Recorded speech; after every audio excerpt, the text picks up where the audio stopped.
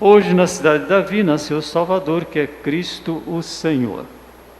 Salvador, aquilo que mais nós precisamos: resgate, salvação, redenção, justificação, ou seja, recebemos através da morte de Jesus o direito de participarmos da presença de Deus. A todos que o receberam foi-lhes dado o direito de serem feitos filhos de Deus, e agora nós estamos usufruindo dessa verdade, porque Ele morreu por causa dos nossos pecados, mas ressuscitou para que nós tivéssemos toda a liberdade para estarmos na presença dEle. Presença do Deus poderoso, onipotente, o Deus que nos ama. Então, um motivo de muita gratidão, muito louvor a Deus, e que no nosso país, no mundo em que nós vivemos, as pessoas possam reconhecer que só Jesus é Salvador. E se Ele é o nosso Salvador, Ele é o Cristo. O que significa a palavra Cristo? Ungido. E o que significa ser ungido? Receber uma missão. Então Ele recebeu a missão de vir à terra, pregava, ensinava, pregava e curava, e depois morreu por nós. Então a palavra Cristo é uma palavra de função, significa função, porque o nome foi Jesus, Salvador. Por isso que nós podemos orar, né? Por isso que nós podemos agradecer e também colocar as nossas súplicas. Autoridades, saúde, principalmente saúde nos nossos dias aí, na saúde na nossa cidade, as questões aí da UTI, saúde dos nossos irmãos, que nossos irmãos não tenham medo de, seguindo todas as protocolos, tudo que é orientado. Os estudiosos continuam considerando que um dos lugares mais seguros que existe é a igreja. Concordam ou não? Porque nós entramos aqui, mede temperatura, todo mundo de máscara, coisa que nós não fazemos nas nossas casas. Provavelmente, muitos que não saíram de casa ficaram doentes. Eu conheço uma pessoa que muito bem aconteceu isso, porque recebe em casa alguém do mercado fazendo a entrega. Ah, mas joga álcool, vai com máscara. Irmãos, geralmente quem vai faz uma entrega é o quê? É um jovem. E jovem, se tiver com saúde, ele é o quê? Assintomático. Ele não sente nada. Ele está lá com Covid, lá fazendo toda a sua tarefa e não sente nada. Então, vamos orar por isso? Porque esse medo não se justifica. Eu estou falando para vocês com bases científicas, não é a opinião do pastor, é o que você vê. E as pessoas mais autorizadas para nos falarem sobre isso, às vezes não são infectologistas, são os quê? Aqueles que nos falam sobre epidemiologia. Alguém sabe o que é epidemiologia? É o estudo, como é que se comportam as doenças, como é que elas são transmitidas. Então são as pessoas mais autorizadas para nos falarem sobre isso. Epidemiologistas. Geralmente são médicos, mas não necessariamente. Trabalham muito com matemática, com estatística. Orar por isso então? E para que Deus dê tranquilidade para os irmãos que estão aí meio aflitos, né? Porque aflige mesmo, principalmente quando a gente faz parte do grupo de risco. Autoridades, saúde, já colocamos. Agora vocês vão colocar os seus motivos que vocês gostariam de, humildemente, na presença de Deus, lançar a sua ansiedade. Filhos, netos, como assim?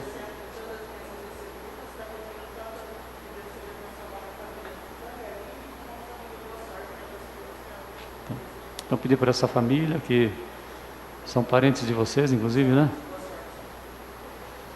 Pelos filhos, né? Que passaram por essa separação brusca. Alguém tem algum motivo que gostaria? Maria Helena?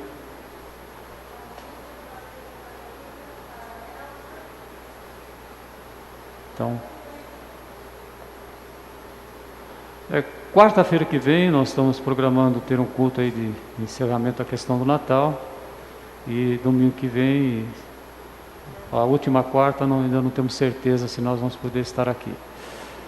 Mas aí vamos ver, o pessoal está recebendo já a família, né? Então a gente faria o último culto do ano no dia 27, né?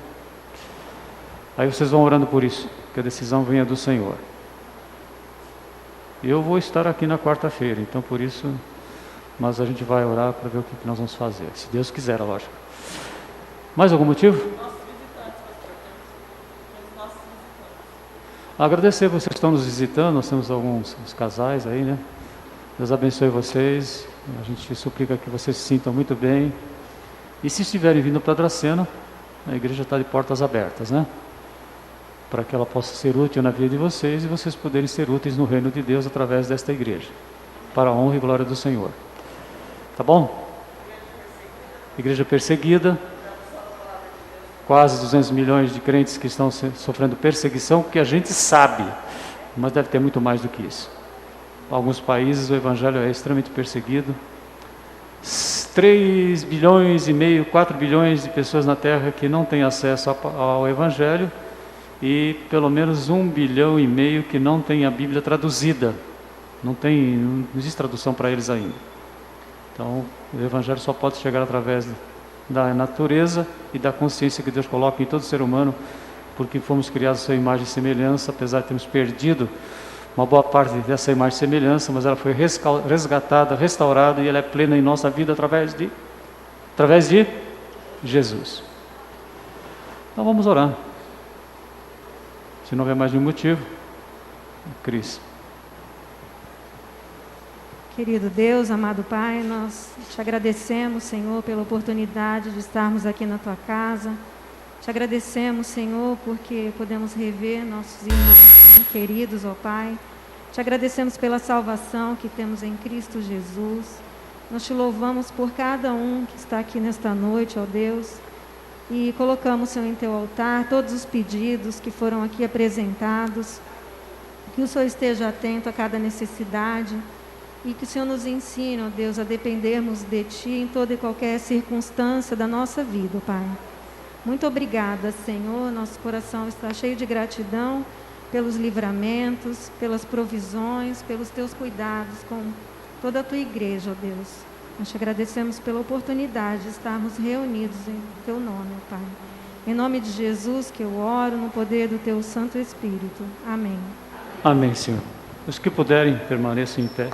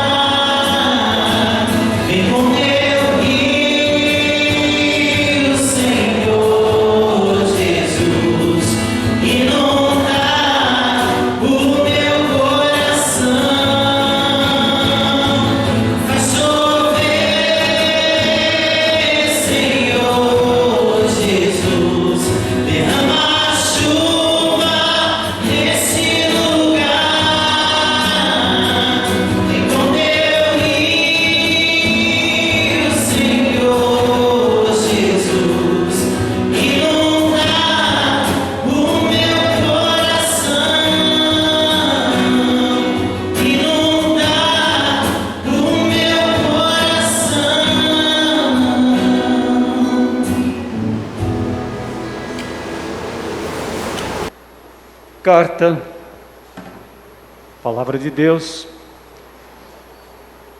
aos Colossenses, capítulo 2. Capítulo 2, Colossenses 2, 18 e 19. Não permitam que ninguém que tenha prazer numa falsa humildade e na adoração de anjos os impeça de alcançar o prêmio. Tal pessoa conta detalhadamente suas visões, a sua mente carnal a torna orgulhosa. Trata-se de alguém que não está unido à cabeça, a partir da qual todo o corpo, sustentado e unido por seus ligamentos e juntas, efetua o crescimento dado por Deus. Colossenses, gregos, de certa forma, com um pensamento muito parecido com o nosso no mundo ocidental. Extremamente religiosos, mas nas suas atitudes de adoração, muito sofrimento, muito peso, uma carga insuportável.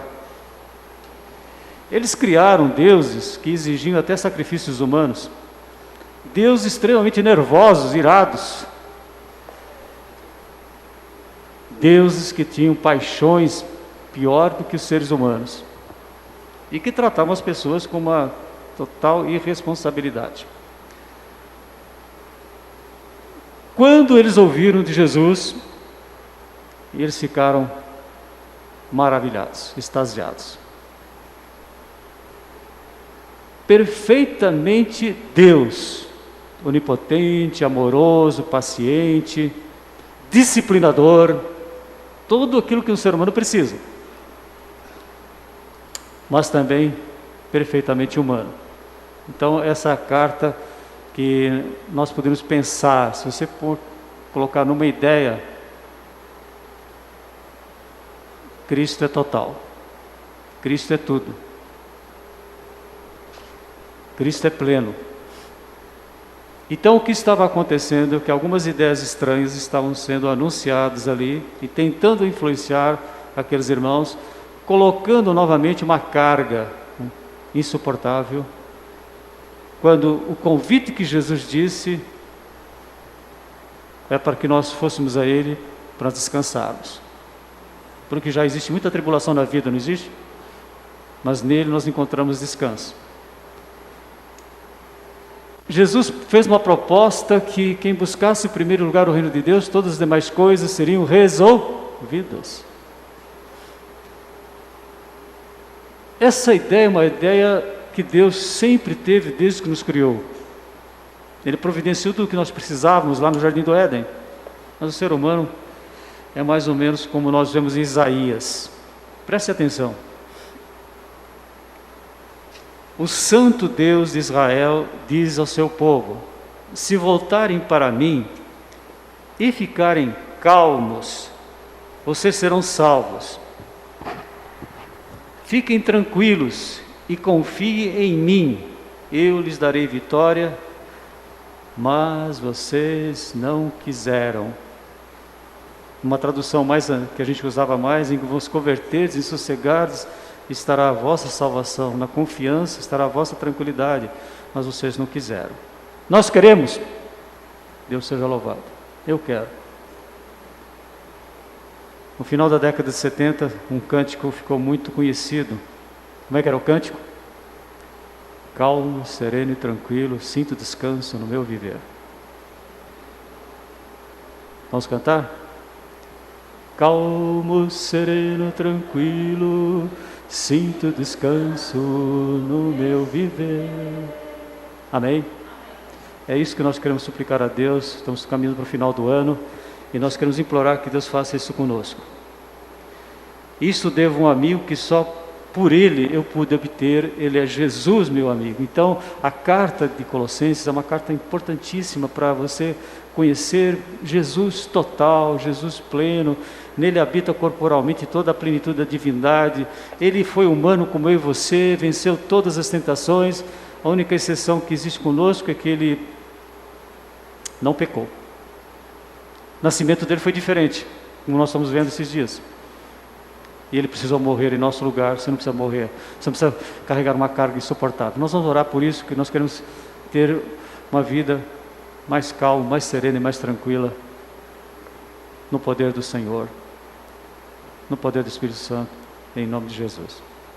Que tribulações não faltam, preocupações e ansiedades, elas existem a todo momento. Senhor nosso Deus, nosso Pai, nós suplicamos que aquilo que pode comprometer essa tranquilidade nas nossas vidas, nós possamos estar livres, porque a Tua palavra insiste que nós temos que viver uma vida com mais tranquilidade, com mais segurança, numa total dependência Tua, livres de uma falsa humildade, como está sendo colocado para nós hoje. Que esse final de ano seja realmente uma nova etapa nas nossas vidas, para dependermos totalmente do nosso Senhor e Salvador Jesus Cristo, na nossa vida espiritual, na nossa vida de adoração, no poder do Espírito, em nome de Jesus, amém. O que estava comprometendo a adoração dos colossenses? Depois da grande liberdade que eles alcançaram ao conhecerem Jesus, de repente apareceram pessoas lá e falaram assim: olha, vocês, para vocês serem pessoas que adorem realmente a Deus, vocês precisam respeitar alguns princípios filosóficos, filosofias dos gregos. Vocês lembram quais os dois aspectos fundamentais da filosofia grega? A matéria é ruim.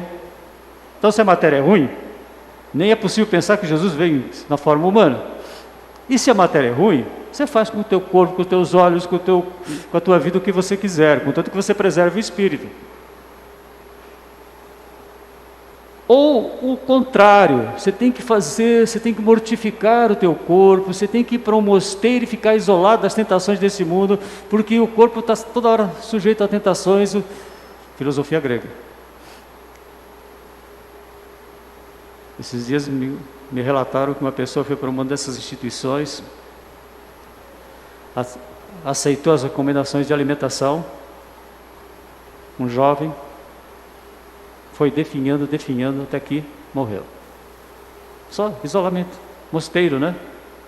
Por isso que eu disse para vocês que eu tenho até uma certa restrição na palavra seminário. Que eu vim de um país em que os adolescentes, quando não tinham recursos, eles iam para o seminário. E lá era a coisa mais absurda do mundo que você pode imaginar.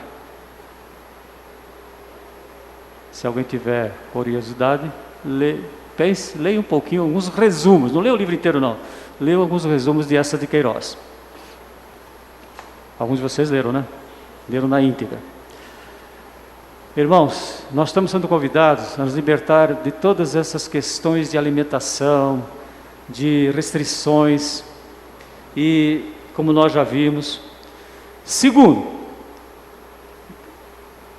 os judeus chegaram lá e falaram para os colossenses: puxa, você não comemora a Páscoa? Você não comemora a festa dos tabernáculos, a festa do Pentecostes? Vocês não fazem a circuncisão dos seus filhos? Vocês não guardam o sábado? Vocês não jejuam? Olha, está tudo errado. Vocês têm que voltar a fazer tudo aquilo.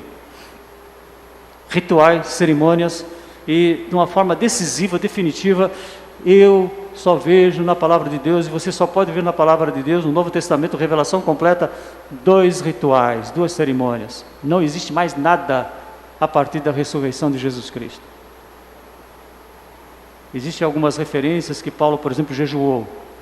Mas se você for ver a revelação final, as cartas, ele nunca fala praticamente disso, a não ser que ele fala que jejuou por sofrimento, por falta de comida, por falta de oportunidade de comer. É outra história.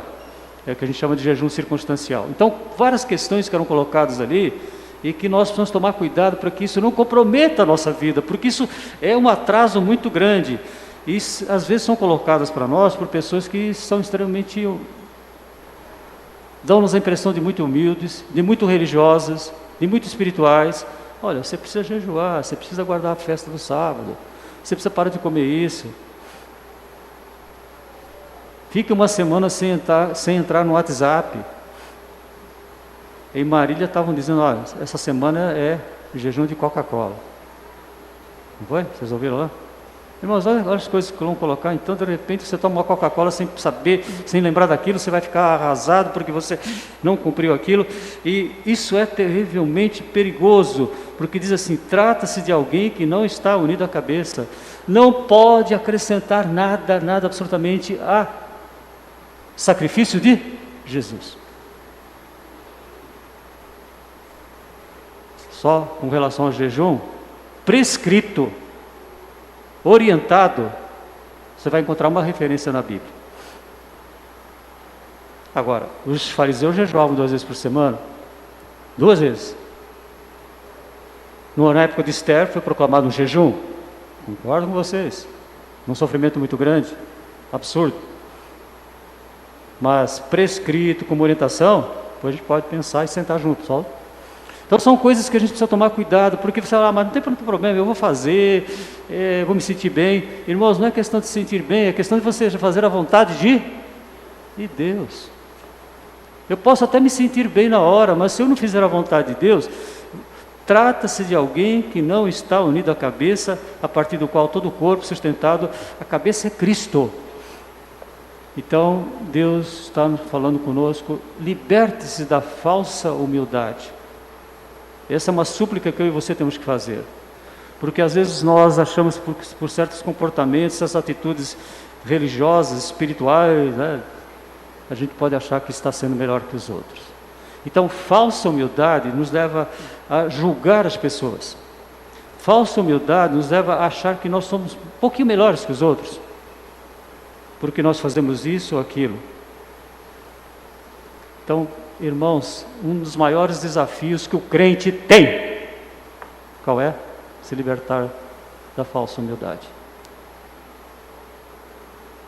Porque humildade o crente tem, né? Bem-aventurados os humildes, porque deles é o reino dos céus. Agora, a falsa humildade é extremamente perigosa.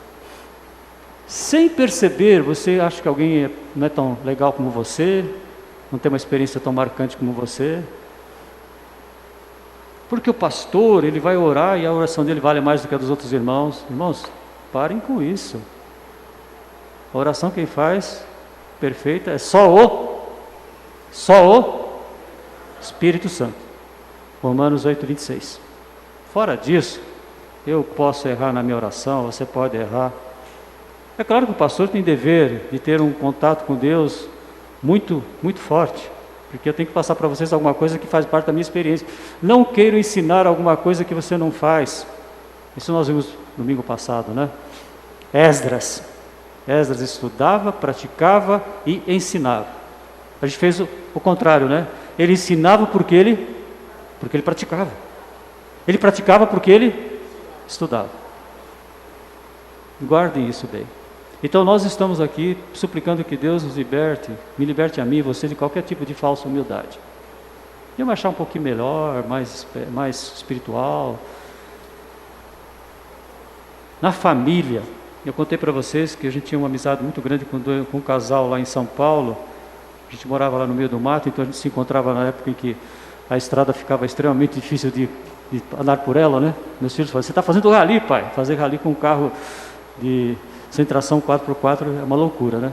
E esse casal, então, já acabou tendo uma idade, morava pertinho da gente. Ele falava assim, olha, a minha esposa é uma pessoa maravilhosa, mas está faltando para ela um dom. Eu falei, puxa vida, mas eu acho ela tão legal. Não vejo diferença entre os dois. Quem sabe até parece que ela... Mas ele falava assim. Então ele falava, olha, a minha esposa, pessoa maravilhosa, mas está faltando um dom para ela.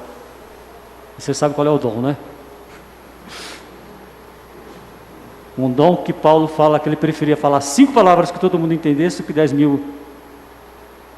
Então, irmãos, olha, vamos ler o que Jesus falou seriamente a respeito disso.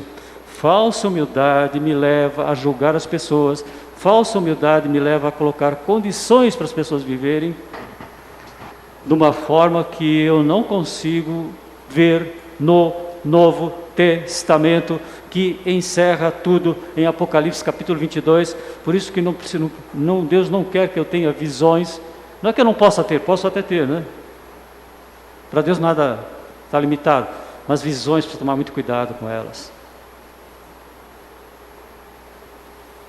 Porque às vezes as mesmas visões que você vê numa igreja, você vai ver em lugares totalmente errados. Eu não preciso querer saber do futuro, nem posso falar do futuro, porque a Bíblia deixa bem claro que eu não posso falar do futuro.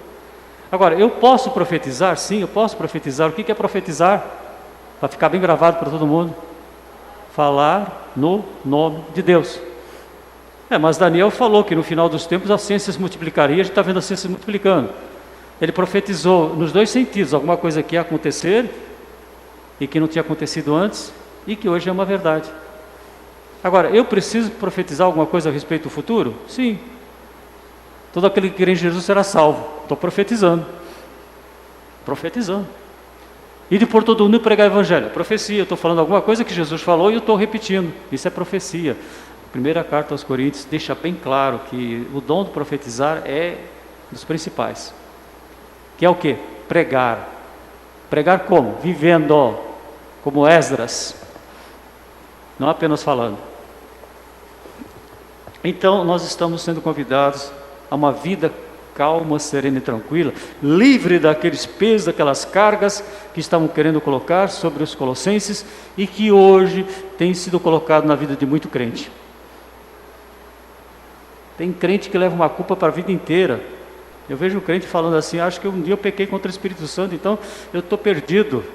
Vai ver o que é pecado contra o Espírito Santo, estuda direitinho.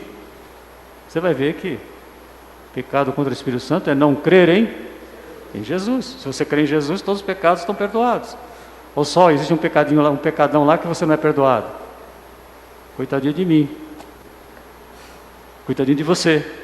Se houvesse algum pecado que Jesus não perdoa. Então vocês entenderam que essas coisas acontecem? Ficam colocando lá na nossa cabeça. Eu já passei por tudo isso. E graças a Deus o Senhor me libertou. E hoje eu só falo o seguinte: Cristo é tudo. Vamos falar juntos? Cristo é tudo. Carta aos Colossenses. Cristo é tudo. Não julguem para que vocês não sejam julgados. Isso é uma das coisas que mais a gente faz na vida. Pois da mesma forma que julgarem, vocês serão julgados. A medida que usarem também será usada para medir vocês. Por que você repara no cisco que está no olho do teu irmão e não dá conta da viga que está em seu próprio olho? Jesus está usando uma hipérbole, uma comparação. A viga que é colocada aqui é a viga mestra. Os construtores aí sabem, todo mundo sabe o que é, né? É através da viga que você vai orientar o teu telhado. Hoje não, né? Hoje você usa estrutura metálica. Mas a madeira, então você tem a madeira maior, é uma viga. Depois vem o quê? Cadê os construtores aí? Vem os caibros, né? E depois dos caibros vem o quê? Vem as ripas. Jesus está falando que a gente às vezes quer ajudar a consertar a vida de alguém e a nossa vida está com um problema muito seríssimo. Comparado a uma viga. Como você pode dizer ao seu irmão, deixe-me tirar o cisco do seu olho, quando há uma viga no seu? Hipócrita, tira primeiro a viga do seu olho, então você verá claramente para tirar o cisco do olho do seu irmão.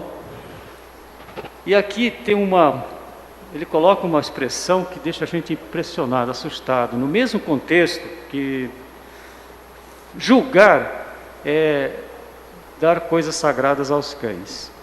É assustador isso, né? O que você... Não atire suas pérolas aos porcos. Então julgar é como se você estivesse atirando pérola aos porcos. Eles vão ficar tão bravos, tão irados, porque pérola não alimenta porco, e vão voltar e vão querer brigar com você. É comparação? É figura de linguagem? Usando hipérbole, que é um exagero? Tudo bem, mas Jesus ele é professor por excelência. Então se ele usou, é porque ele sabia que ia impactar tão grande na nossa vida, e que hoje eu vou dizer para o Senhor, Senhor, me liberta da falsa humildade. Me liberta que eu possa me sentir maior ou melhor, ou mais espiritual do que meu filho, do que minha mãe, do que meu pai, do que a minha esposa, do que o meu esposo. Porque isso... Não é assim? Porque eu sou pastor, então... Porque eu estava no mundo das trevas e aceitei Jesus, então eu estou me achando o máximo. Outros não, porque eu já nasci no berço evangélico, então eu sou... Irmãos, nós continuamos pecadores. Fugimos do pecado? Glória a Deus por isso. Não existe tentação além das nossas forças? Glória a Deus por isso. O inimigo está vencido? Todavia, nosso Deus é fiel, Ele nos fortalecerá, nos guardará do maligno? Sim, não preciso ir atrás de visões. Vocês viram o que ele falou aqui? Detalhadamente suas visões. Não preciso de visões. Eu preciso da palavra de Deus. Então é um convite muito interessante, muito importante, e nesse contexto ele fala que o crescimento, o desenvolvimento cristão, ele está fundamentado numa adoração verdadeira.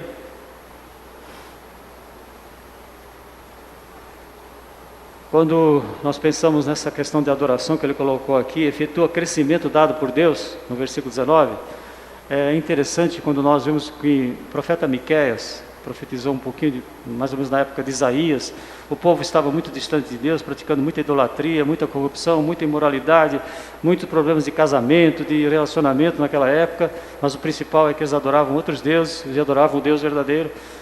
A gente chama isso de sincretismo, né? Você faz duas coisas ao mesmo tempo e acha que está fazendo o máximo. Como que eu poderia aparecer diante do Senhor? Curvar-me diante do Deus exaltado. Deveria oferecer holocaustos de bezerros de 1 ano? Será que Deus quer esses sacrifícios? Ficaria satisfeito se eu entregasse o meu filho mais velho?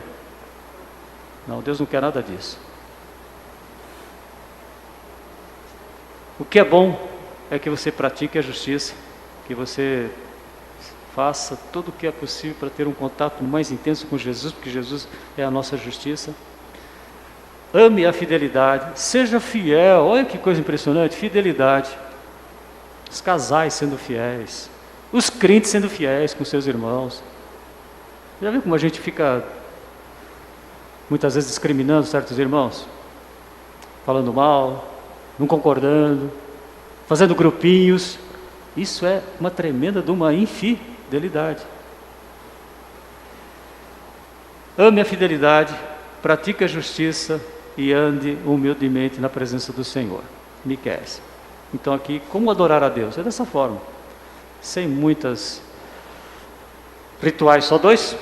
Quais são os 2 rituais que nós aceitamos? Batismo e ceia, e mais nada. Ah, mas tem que orar de joelho? Irmãos, tem oração de joelho que não vale nada. Será que Jonas ajoelhou lá na barriga do peixe? Provavelmente não. E foi uma das orações mais marcantes da história da humanidade, não foi? Muito esquisito, né? Estava lá no peixe ou baleia, não sei. A gente não sabe de certo. Mas ele ali orou. Deus perdoou a desobediência dele. Que ele tinha que ir para onde? Para Nínive, que estava pertinho. Foi lá para Tarso, lá longe. Ele orou. E depois estava ali pregando para os ninivitas. Impressionante, né? Uma história bem que as nossas crianças gostam de ver, né? Como diz um cântico aí, uma brincadeira, né? A baleia tomou um sorrisal e ficou boa, né? Tomou um sal de fruta e ficou boa. Porque dentro da barriga, Jonas não estava fazendo nenhum bem para ela. Então, irmãos, isso é andar humildemente na presença do Senhor. E depois, quem é comparável a ti, ó Deus, que perdoas o pecado e esqueces a transgressão do remanescente da tua herança? Vocês podem achar que eu insisto muito com isso. Não me vivam no passado. O passado é terrível. Ah, mas eu tive uma grande vitória quando eu terminei meu curso lá universitário. Glória a Deus. Mas se você não continuar estudando, você vai começar a não ter nenhum valor na sua profissão. Concorda ou não? As empresas estão sempre recicladas. Então, deixa o passado, vamos para frente. Conhecimento novo. é muito importante quando você quer se libertar, porque as pessoas gostam de mandar a gente para o passado. Está vendo como você era? Está vendo o que você fez? Falsa humildade. Então a nossa súplica hoje: Senhor, me liberta da falsa humildade. Me liberta de influências que querem usar falsa humildade comigo, colocar mais carga, mais peso, mais rituais que não estão no contexto do Novo Testamento. Ah, mas está na Bíblia. Paulo brigou com Barnabé, não brigou? Você vai brigar então com teus irmãos? É claro, a Bíblia fala tudo. Deus ensinou Abraão a fazer circuncisão. Você vai fazer circuncisão? Não, porque circuncisão é Jesus. Então vocês entenderam por que a gente não faz as coisas lá do Antigo Testamento? Porque são sombras, o texto fala. Aliás, quem fala é Gálatas, né? Em Gálatas fala, são sombras. Vamos orar? O que nós vamos pedir para Deus? Senhor, me liberta da minha vaidade, porque antes da queda vem o quê? Vem a vaidade, né? Me liberta de qualquer vaidade que eu tenha, qualquer preconceito que eu tenho em relação às pessoas, de me achar um pouquinho melhor. Também não vai se achar menor, né? Não vai se depreciar. Me liberta de qualquer tipo de atitude minha nesse sentido e das influências que podem existir na minha vida. E as pessoas que querem fazer essas influências, a gente ora por elas. Que falar com elas não adianta. Só oração. E aí nós estaremos prontos para crescer. Prontos para crescer, olha. Crescimento dado por Deus. Miqueias, capítulo 6, capítulo 7. Tenho a impressão que vocês vão querer entrar em contato mais uma vez com esse texto, porque todo mundo aqui já leu, né? Todo mundo aqui já leu a Bíblia inteira, né? Amém? Se você não leu, a partir de hoje pense nisso. Aí você vai passar por Miqueias. Senhor, me livra de qualquer influência da falsa humildade. Amém? Senhor nosso Deus, nosso Pai, a Tua proposta para o Teu povo ali em Jerusalém era que eles se arrependessem e vos converterdes, em sossegar estará a vossa salvação, na tranquilidade, na confiança, a força. E não quiseram, mas nós estamos te implorando, Senhor, que esse querer exista dentro de nós. Querer que Jesus fez para que todos tivessem nele paz, apesar das tribulações. Os cansados e oprimidos trocassem o seu fardo, o jugo tão pesado que às vezes a religiosidade coloca nas nossas vidas, as pessoas, que nós estejamos libertos de tudo isso, para viver uma vida de testemunho, uma vida de fazer o bem, porque nós estamos aqui para fazer o bem, feitura sua, criados em Cristo Jesus, para fazer o bem. Bem que já está programado por Ti, antecipadamente, portanto, antes que nós existíssemos, já existia um pacote de Deus para a minha vida. Amar a fidelidade em relação a Deus e em relação ao próximo. Sermos fiéis no socorro, na presença, no cuidado, e andar humildemente na Tua presença, pelo poder do Espírito Santo. Em nome de Jesus nós oramos e agradecemos. Amém. Vamos nos colocar em pé, cantar o último cântico. Acho que a maior parte de vocês conhecem, né? Quem não conhecer, vai aprender. Após o cântico nós já estaremos nos despedindo. Então, na programação, quarta-feira, se Deus quiser, estaremos agradecendo mais uma vez a Deus, porque Jesus tabernaculou. Jesus se fez gente, se fez homem.